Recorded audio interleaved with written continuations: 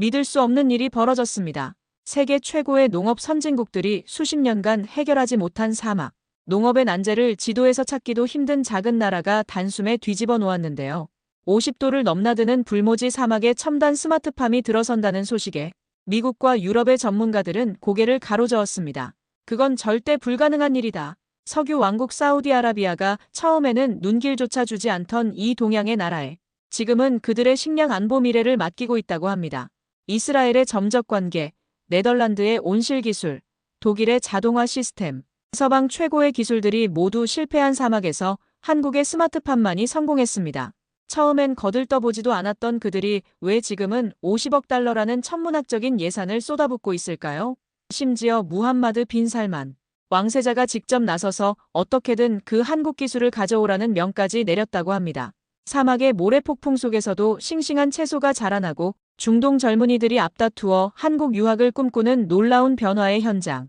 미국 국무부 중동 전문가 앤드루 코엔의 생생한 증언을 통해 사우디아라비아와 한국 사이에 펼쳐진 기적 같은 이야기를 알아보도록 하겠습니다. 그 전에 잠깐 1초 만에 누를 수 있는 좋아요 버튼을 꾹 눌러주시면 영상 제작에 큰 힘이 됩니다. 그럼 바로 사연 시작하겠습니다. 안녕하세요. 저는 앤드루 코엔입니다. 미국 국무부에서 30년간 중동 정책을 담당하며 워싱턴 정가에서 중동 전문가로 인정받아왔죠. 하버드 케네디 스쿨을 나와 이스라엘 팔레스타인 평화협상부터 이란 핵협상까지 굵직한 프로젝트들을 총괄해왔습니다. 그런 제가 2023년 초 사우디아라비아 식량 안정화 프로젝트의 총괄 특임관으로 파견됐어요.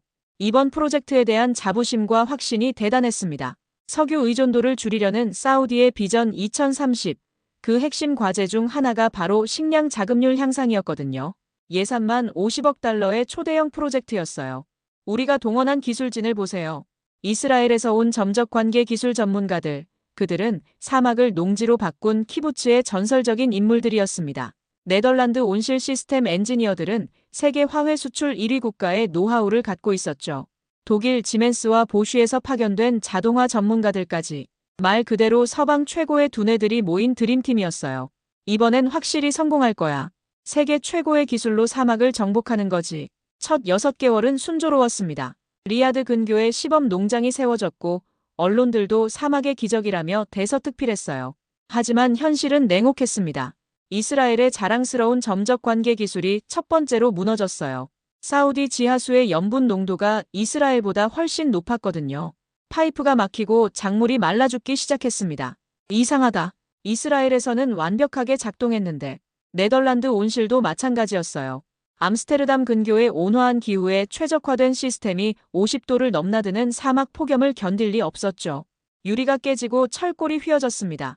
독일 자동화 시스템은 더 가관이었어요. 정교한 센서들이 모래 먼지에 막혀서 오작동을 일으켰고 로봇팔은 고온에 녹아내렸습니다. 보쉬 기술자가 한숨을 쉬며 말했어요. 이런 환경은 상정하지 않았습니다. 독일에서는 이런 일이 없거든요. 18개월 만에 프로젝트는 사실상 실패 선언을 앞두고 있었어요. 워싱턴에서는 철수 명령이 내려올 상황이었습니다. 저는 고문 자격으로 현지에 남게 됐죠. 그런 어느 날 사우디 내무부 장관 알-라시드와 회의를 하던 중이었습니다. 그가 무심코 던진 말이 제 인생을 바꿨어요. 코헨, 한국의 스마트팜 기술을 아는가? 솔직히 어이없었습니다. 장관님, 한국은 농업국이 아닙니다. 우리가 이미 시도한 최고의 기술들도 실패했는데요. 하지만 알-라시드는 진지했어요. 우리 왕세자께서 직접 언급하신 기술이네. 조사해볼 가치가 있지 않겠나? 솔직히 말하면 아시아라면 일본이나 중국을 먼저 생각했어요. 일본은 정밀 기술의 본산이고 중국은 규모의 경제로 농업혁신을 이뤄내지 않습니까? 하지만 한국이라니. 한국 기술이 뭐가 특별하다는 거지? 일본이나 중국 기술을 베낀 거 아닌가? 마지못해 한국기술조사팀을 파견했습니다. 돌아온 보고서를 보고 깜짝 놀랐어요. 6.25 전쟁으로 폐허가 된 나라가 70년 만에 세계 10위 경제대국이 됐다는 것. 더 놀라운 건 농업 분야에서도 독자적인 혁신을 이뤄냈다는 점이었습니다. 전후 폐허에서 일어선 국가라는 표현이 계속 머릿속을 맴돌았어요. 자원도 없고 땅도 좁은 나라가 어떻게 이런 기적을 만들었을까? 호기심이 생겼습니다. 직접 가서 확인해 보겠습니다. 동료들은 시간 낭비라고 만류했지만 저는 결심을 굽히지 않았어요. 실패의 쓰라림을 맛본 상황에서 새로운 가능성에 걸어보고 싶었거든요. 인천공항에 도착하자마자 입이 떡 벌어졌습니다. 24시간 전까지만 해도 후진국의 공항이겠지. 그래도 요즘엔 좀 낫겠지 생각했는데 완전히 틀렸어요. 우선 공항 규모부터 압도적이었습니다. 존 F. 케네디 공항보다 크고 현대적이었어요. 시설 하나하나가 말이 안 됐습니다. 자동 입국 심사대는 얼굴만 대면 3초 만에 통과였고 로봇 안내원이 여러 언어로 안내를 해주더군요. 심지어 화장실까지 음성 인식으로 작동하는 최첨단이었어요. 이게 정말 한국 공항인가? 미국보다 낫잖아. 더 놀라운 건 효율성이었습니다. 입국부터 수화물 찾기까지 20분도 안 걸렸어요. 제가 이용해본 어떤 선진국 공항보다 빨랐습니다. 히드로 공항에서는 1시간 넘게 기다린 적도 있었는데 말이죠. 공항 직원들의 서비스도 인상적이었어요. 영어를 유창하게 구사했고 무엇보다 체계적이었습니다. 마치 스위스의 정밀함과 일본의 친절함을 합쳐놓은 것 같았어요. 한국을 완전히 잘못 봤구나. 첫인상부터 완전히 뒤바뀌었죠. 공항 하나만 봐도 이 나라의 수준을 알 수 있었습니다. 하지만 서울 시내로 들어서면서 더 큰 충격이 기다리고 있었어요. 고속도로 인프라부터 놀라웠습니다. 8차선 도로가 깔끔하게 뻗어 있고 도로 위 전광판들이 실시간으로 교통정보를 알려주더군요. 이거 독일 아우토반 수준 아닌가? 40층 넘는 고층 건물들이 즐비한데 하나하나가 그냥 높기만 한 게 아니었습니다. 건물 외벽의 공조 시스템을 보세요. 에너지 효율을 위한 이중 유리창, 태양광 패널이 자연스럽게 건축 디자인에 녹아 있었어요. 심지어 지진 대비 면진 구조까지 적용되어 있다고 하더군요. 이 나라 사람들은 뭔가 다르게 생각하는구나. 뉴욕의 마천루들과는 차원이 다른 접근이었어요. 단순히 높고 화려한 게 아니라 모든 게 계산되고 설계된 느낌이었습니다. 삼성 본사를 방문했을 때는 정말 문화 충격을 받았습니다. 안내를 받으며 둘러본 시설들이 실리콘밸리 못지않았어요. 아니, 어떤 면에서는 더 체계적이었습니다. 반도체에서 세계 1위, 스마트폰에서도 애플과 경쟁한다고 들었는데 정말이었구나. 단순히 기술력이 뛰어난 게 아니라 아예 접근 방식 자체가 달랐어요. 반도체부터 디스플레이, 배터리까지 모든 분야에서 완벽을 추구하는 철학이 느껴졌습니다. 안내를 맡은 김 부장이 말했어요. 저희는 부족한 자원을 극복하기 위해 효율성에 목숨을 겁니다. 1%라도 더 나은 방법을 찾는 게 생존 전략이었거든요. 자원이 부족해서 더 혁신적이 됐다는 뜻인가요? 그렇습니다. 미국처럼 풍부한 자원이 있었다면 이런 혁신은 없었을 거예요. 역설적인 말이었지만 납득이 됐어요.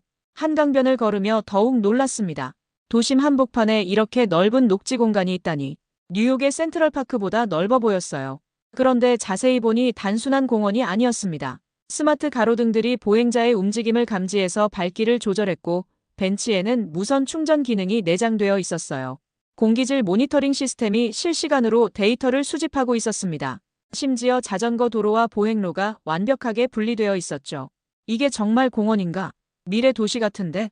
모든 인프라가 지능적으로 연결되어 있었습니다.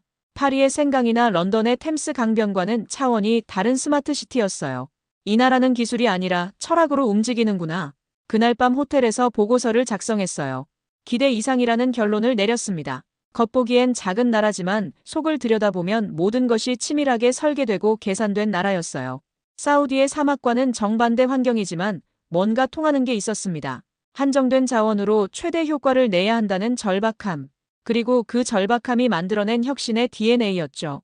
자원이 부족한 나라가 오히려 더 창의적일 수 있구나. 경기도 화성의 스마트팜 클러스터에 도착했을 때 저는 입을 다물 수 없었습니다.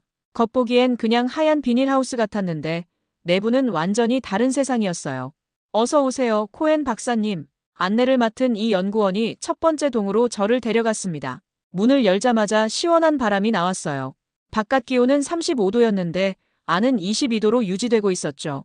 온도, 습도, 이산화탄소 농도까지 AI가 실시간으로 조절합니다. 작물이 가장 좋아하는 환경을 24시간 유지하는 거죠. 천장에 달린 센서들이 깜빡거렸어요. 벽면 곳곳에는 모니터가 설치돼 있고 각종 데이터가 실시간으로 표시되고 있었습니다. 마치 우주선 조종실 같았어요. 더 놀라운 건 수경재배 시스템이었습니다. 흙 한 줌 없이 물과 영양분만으로 토마토가 주렁주렁 열려 있었어요. 뿌리가 하얀 파이프 속에서 자라고 있는 모습이 신기했습니다. 이게 어떻게 가능한 거죠? 영양분 공급을 정밀하게 조절하기 때문입니다. 토양에서 자랄 때보다 오히려 더 건강하게 자라죠. 갑자기 로봇팔이 움직이기 시작했어요. 빨갛게 익은 토마토를 하나씩 따서 상자에 담고 있었습니다. 사람보다 정확하고 빨랐어요. 하루에 몇 개나 수확하나요? 이 한 동에서 하루 500kg 정도 나옵니다. 같은 면적의 일반 농장보다 10배 많은 양이죠. 10배라니 믿기지 않았어요. 그런데 데이터를 보니 정말이었습니다. 1제곱미터당 생산량이 일반 농장의 10배였어요. 이 연구원이 미소를 지으며 말했습니다. 기술의 근간은 절약 정신입니다. 물도 최소한만 쓰고 전기도 효율적으로 사용하죠. 부족한 게 많은 나라에서 살다 보니 자연스럽게 터득한 거예요. 그 순간 깨달았습니다. 미국이나 유럽처럼 자원이 풍부한 나라에서는 생각할 수 없는 발상이었어요. 소비가 아닌 절제에서 출발한 혁신. 이게 바로 한국식 기술의 DNA였습니다. 클러스터를 나서며 확신했어요. 우리가 사우디에서 시도했던 프로젝트보다 훨씬 앞서 있다는 것을. 이 기술이면 사막에서도 충분히 성공할 수 있겠다는 생각이 들었습니다. 2023년 9월 사우디 리야드 외곽 50km 지점에 스마트팜 시범 단지가 착공됐습니다. 한국에서 온 기술진 15명과 미국 마이너스 사우디 합동팀이 함께 작업했어요. 김 팀장이 현장을 지휘했습니다. 사막은 한국과 환경이 완전히 다릅니다. 모든 걸 처음부터 다시 계산해야 해요. 낮 기온이 50도를 넘나들었어요. 모래바람은 매일 불었고 밤에는 기온이 급격히 떨어졌습니다. 극한의 환경이었죠. 첫 2주간은 순조로웠어요.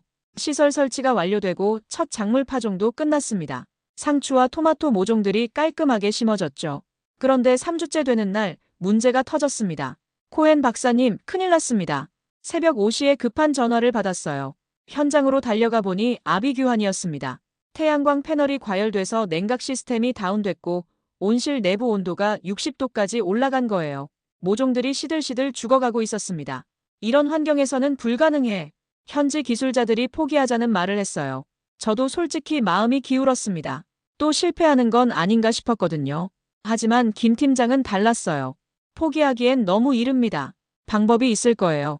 그날 밤 긴급회의가 열렸습니다. 모든 데이터를 분석하고 원인을 찾아냈어요. 태양광 패널의 열을 제대로 방출하지 못해서 생긴 문제였습니다. 냉각수 순환 시스템을 개선해 봅시다.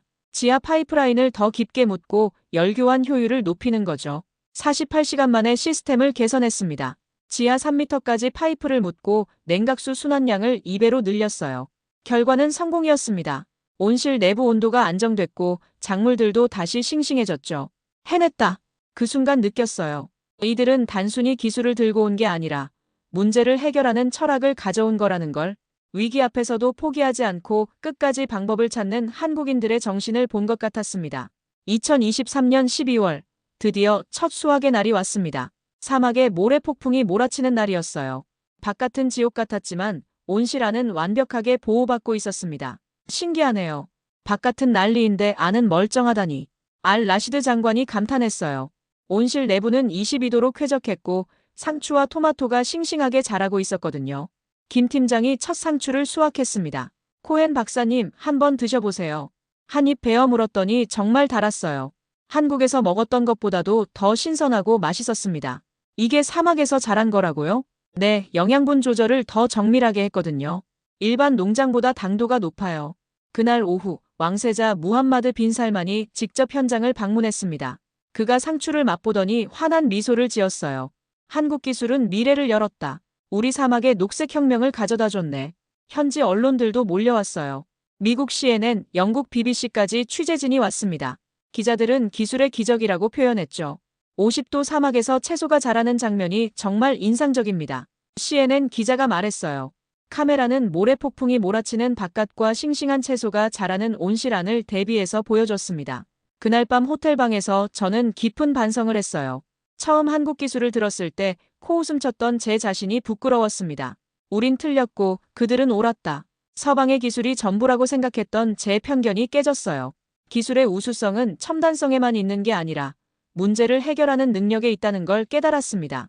한국인들은 자원의 부족함을 혁신의 동력으로 바꿨어요. 그리고 그 혁신이 사막의 기적을 만들어낸 거였습니다. 2024년 1월 사우디 정부가 깜짝 발표를 했습니다. 스마트팜을 전국적으로 확대하겠다는 계획이었어요. 50억 달러 규모의 대규모 프로젝트였습니다. 한국과 공동산업단지를 조성하겠습니다. 왕세자의 발표에 현지 언론이 들썩였어요.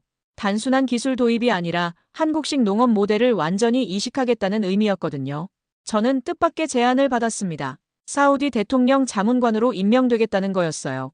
코헨, 자네가 이 프로젝트를 총괄해 주길 바라네. 알 라시드 장관이 말했습니다. 미국과 한국, 그리고 사우디를 잇는 가교 역할을 해달라는 뜻입니다. 책임감이 막중했어요. 하지만 동시에 설레기도 했습니다. 실패작으로 끝날 뻔했던 제 커리어가 새로운 전환점을 맞은 거였거든요. 산업단지 조성이 시작됐어요. 리야드 남쪽 100km 지역에 축구장 200개 크기의 스마트팜 단지가 들어섰습니다. 한국에서 온 기업들이 현지 파트너와 합작회사를 만들었죠. 더 놀라운 건 사회 변화였어요. 젊은이들이 농업을 새롭게 바라보기 시작한 거예요. 전통적으로 사우디에서 농업은 천한 일로 여겨졌는데 스마트팜은 달랐습니다. 이건 농업이 아니라 하이테크 산업이야. 20대 청년 알리가 말했어요. 그는 컴퓨터 공학을 전공했는데 스마트팜 관리자로 일하고 있었습니다. 여성들의 참여도 늘어났어요. 전통적으로 여성의 사회 활동이 제한적이었던 사우디에서 스마트팜은 새로운 기회가 됐습니다. 공기가 깨끗한 실내에서 첨단 기술을 다루는 일이었거든요. 제가 직접 토마토를 키워낸다니 꿈만 같아요. 파티마라는 20대 여성이 환한 미소를 지었어요. 그녀는 농업공학 석사 학위를 받고 스마트팜 연구원으로 일하고 있었습니다. 일자리도 크게 늘었어요. 건설부터 운영까지 2만 개의 새로운 일자리가 생겼습니다. 기술이 단순히 식량 생산만이 아니라 사회 전체를 바꾸고 있었어요. 2024년 중반 놀라운 현상이 일어났습니다. 중동 젊은이들 사이에서 한국 스마트팜 유학 열풍이 불기 시작한 거예요. 한국에서 공부하고 싶어요. 사우디 청년들이 줄을 섰어요. 킹사우드 대학교와 한국농업대학 간 교환 학생 프로그램이 시작됐는데 경쟁률이 20대 1이었습니다. 더 놀라운 건 여성 지원자가 절반 이상이라는 점이었어요. 전통적인 사우디 사회에서는 상상할 수 없는 일이었죠. 스마트팜은 제게 꿈을 줬어요. 노라라는 22세 여학생이 말했어요. 그녀는 생물학을 전공하고 있었는데 졸업 후 스마트팜 연구원이 되고 싶다고 했습니다. 전에는 여자가 할 수 있는 일이 제한적이었어요. 하지만 이제는 다르죠. 기술로 미래를 만들어갈 수 있으니까요. 저도 현지 대학에서 강의를 하게 됐어요. 킹파우드 대학교에서 한국농업기술과 혁신정신이라는 제목의 특강을 했습니다. 여러분, 한국은 어떻게 기적을 만들었을까요? 강의실이 꽉 찼어요. 학생들의 눈빛이 반짝였습니다. 자원이 부족했기 때문입니다. 부족함이 창의력을 만들었고 창의력이 혁신을 낳았죠. 한 학생이 손을 들었어요. 교수님, 우리도 그런 혁신을 만들 수 있을까요? 물론입니다. 여러분에게는 열정이 있으니까요. 정말 놀라운 변화였어요. 스마트팜이 단순한 기술이 아니라 청년들의 미래 비전이 된 거였습니다. 농업을 천시하던 문화가 첨단 기술에 대한 자부심으로 바뀌고 있었어요. 6개월 만에 스마트팜 관련 전공을 선택하는 학생이 3배로 늘었습니다. 특히 여학생 비율이 급격히 증가했어요. 사회 전체가 변화하고 있는 걸 실감했습니다. 2024년 말 예상치 못한 일이 일어났습니다. UAE, 카타르, 이집트에서 벤치마킹 사절단이 잇따라 방문한 거예요. 사우디의 성공 사례를 우리도 도입하고 싶습니다. UAE 농업부 장관 알만수리가 말했어요. 그들은 3일간 현장을 둘러보고 상세한 보고서를 작성해 갔습니다. 카타르는 더 적극적이었어요. 2022 월드컵 이후 지속 가능한 발전 모델을 찾고 있었는데 한국의 스마트팜이 답이라고 판단한 거였습니다. 우리는 천연가스가 있지만 영원하지 않아요. 미래를 위한 새로운 산업이 필요합니다. 카타르 기획부 차관 알사니가 말했어요. 이집트는 나일강 삼각주 지역에 대규모 스마트팜 단지를 조성하겠다고 발표했습니다. 인구 1억의 식량 안보를 위한 전략적 결정이었어요. 중동 전체로 한국 기술이 확산되기 시작했습니다. 각 나라마다 환경은 달랐지만 핵심 원리는 같았어요. 제한된 자원으로 최대 효과를 내는 것. 저는 이 모든 과정을 지켜보며 깊은 감동을 받았습니다. 처음 한국을 의심의 눈초리로 바라봤던 제 자신이 부끄러웠어요. 한국은 문제를 푸는 법을 가르쳐줬다. 2025년 초 국제 컨퍼런스에서 제가 한 말입니다. 단순히 기술을 판매한 게 아니라 문제 해결의 철학을 전수한 거였어요. 자원이 풍부한 중동 국가들이 자원이 부족한 한국에서 배우는 역설. 이게 바로 21세기의 새로운 패러다임이었습니다. 기술의 가치는 첨단성에 있는 게 아니라 문제 해결 능력에 있다는 것. 그리고 한국은 그 능력을 수출하는 나라가 된 거였습니다. 사막에서 시작된 작은 실험이 중동 전체를 바꾸는 큰 변화가 됐어요. 그 중심에 한국의 기술과 정신이 있었습니다. 저는 이 모든 과정의 증인이자 동반자로서 진정한 혁신이 무엇인지 깨달을 수 있었습니다.